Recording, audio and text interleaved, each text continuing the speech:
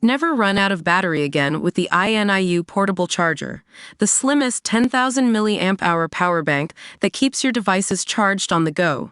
Stay powered up wherever you go. Click the link in the video description to shop now on Amazon. I tried to shield Brianna from online hate. How many deaths will it take for social media giants to act? Asks Esther Gay. It was a chilling prediction of the horror to come.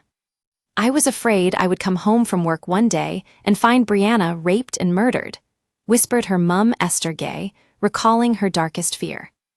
She was terrified that her sassy, sharp-tongued, 16-year-old daughter had befriended sadists on the dark web. But Brianna was not killed by a stranger she met online. She was lured to her death by school friend Scarlett Jenkinson, along with Eddie Ratcliffe, a boy she had never met. The twisted pair, both 15 at the time, took Brianna, who was trans, to a local park, where they stabbed her 28 times with a hunting knife. The murder sparked shock and condemnation across the world. Now a powerful new documentary, which includes exclusive interviews with Brianna's closest friends and murder detectives, explores the haunting lead-up to the crime. For the first time, Cheshire police have also shared their bodycam footage and disturbing custody suite interviews with the blank-faced killers, who were caught within hours and have since been jailed for life. Jenkinson and Ratcliffe have never shown any remorse. They were sentenced to 22 years and 20 years, respectively, at Manchester Crown Court last February after being convicted of the murder, which horrified even hardened cops. In the ITV film Brianna, A Mother's Story, Detective Superintendent Adam Waller, who led the investigation, said, "I have attended a number of murder scenes, but not one of them was as horrendous as that in terms of the injuries. It was the most atrocious knife murder I have seen in 26 years of policing. The level of depravity will stay with me forever." It emerged in court that Jenkinson and Ratcliffe had first tried to kill Brianna by mixing strong painkillers into a McDonald's milkshake in a bid to make her death look like suicide. When that failed, they resorted to more extreme measures, with devastating consequences. Struggling to contain her emotions, Esther, 38, admits in the film that she did not know the full extent of what was going on behind her daughter's bedroom door in the months before her life was cut short. They battled over Brianna's excessive mobile phone use, but she changed her passwords and created multiple accounts to prevent her worried mother from checking up. "Every time I speak about Brianna, it reminds me of what I've lost," said Esther. Losing a child is like having a hole in your heart. You try to fill it with other things. Brianna is such a good example of the suffering young people go through now. Our relationship towards the end was really quite strained because the more I tried to protect her, the more she pushed me away. I struggled to monitor it. It was a constant stream of worry. No matter how much love, compassion, and empathy you pump into your child, they go online and see harmful messages of hate. I was her mum, always complaining about her behavior. I was so naive. Hopefully, no parent will ever be in the situation I was in. Esther, from Warrington, Cheshire, firmly believes Brianna would still be alive if her killers had not been able to dredge violent content, including torture and murder videos, from the deepest reaches of the dark web. She also told how her daughter became addicted to social media during the COVID lockdowns, following her transition from Brett to Brianna at the age of 14. The social media companies have a moral responsibility to make sure harmful things aren't happening online. They are making money from us wasting time online, and when you realize that, it is quite shocking. It is an issue that has been put into sharp focus by the Netflix drama Adolescence, which follows the arrest of a 13-year-old boy for murder after he became obsessed by online content from the toxic manosphere. Esther's husband, Wes Powell, had been a loving stepfather to Brianna and her older sister Alicia since he met Esther 10 years ago. They were a close-knit family and even chose Brianna's new name together. Alicia persuaded her against choosing Blossom because it sounded too like a stripper's name. But Wes chooses to remember Brianna as the carefree kid she was when he first met her aged 8. He said, "She was obsessed with gymnastics, but as she entered her teens, the sociable side of her personality dipped and at secondary school her behavior became disruptive. Wees recalled how Brianna changed when she transferred to Birchwood High School to make a fresh start after the first COVID lockdown. But it was there she met Killer Jenkinson. Brianna was fragile, vulnerable, and gullible when she met Scarlett, Wees recalled. She had never been on a bus on her own before that final day she went to meet them. That shows the level of control Scarlett had over her.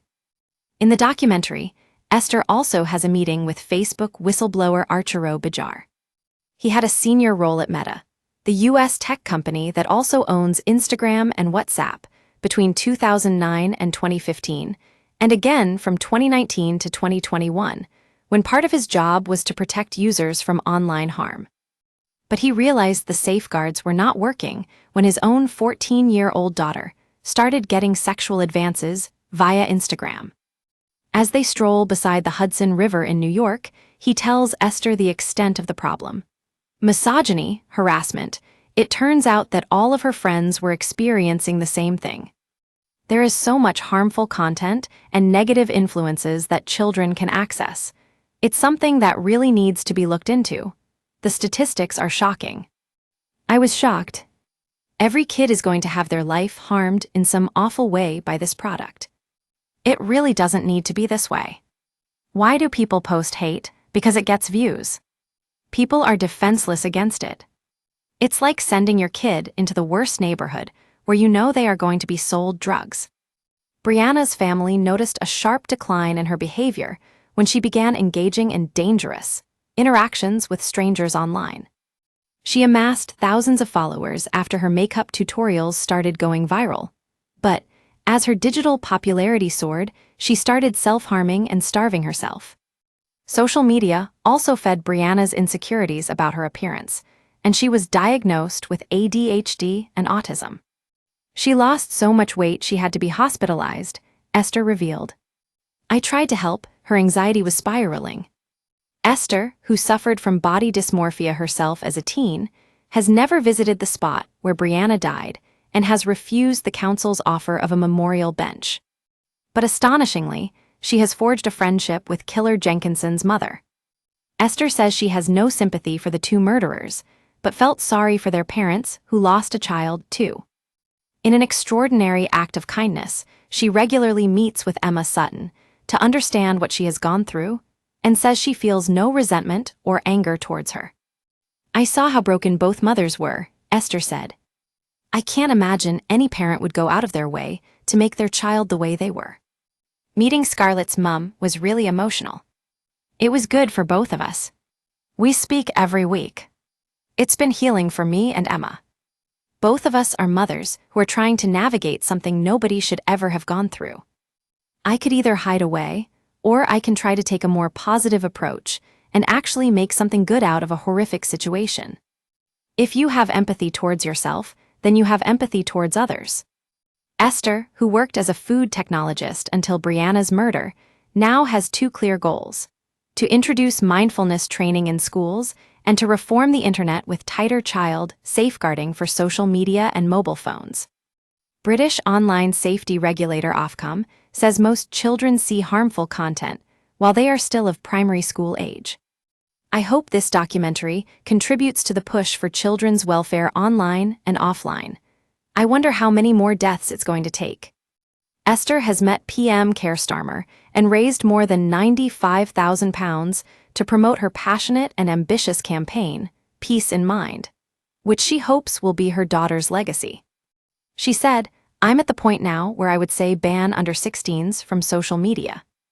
It's an absolute cesspit. I've reported so many hateful comments, but I always get the response that they haven't done anything wrong. The social media companies say it isn't something they can take down. Esther is also calling for a public inquiry into peer-on-peer violence, which is rising sharply across the country.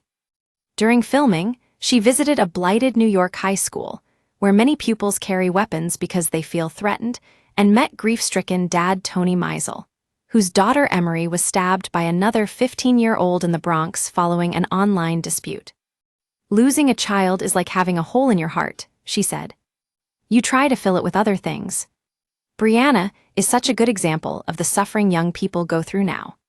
She can really be someone people can learn from. This is something I'll continue to do until we see change. The social media companies have a moral responsibility to make sure harmful things aren't happening online. They are making money from us wasting time online, and when you realize that, it is quite shocking. There is so much harmful content and negative influences that children can access. It's something that really needs to be looked into. The statistics are shocking. I hope this documentary contributes to the push for children's welfare online and offline. I wonder how many more deaths it's going to take. I used to say, "Night night, love you" every evening, but Brianna said, "Don't say that anymore," so I stopped. Hold your children tight and never stop telling them you love them.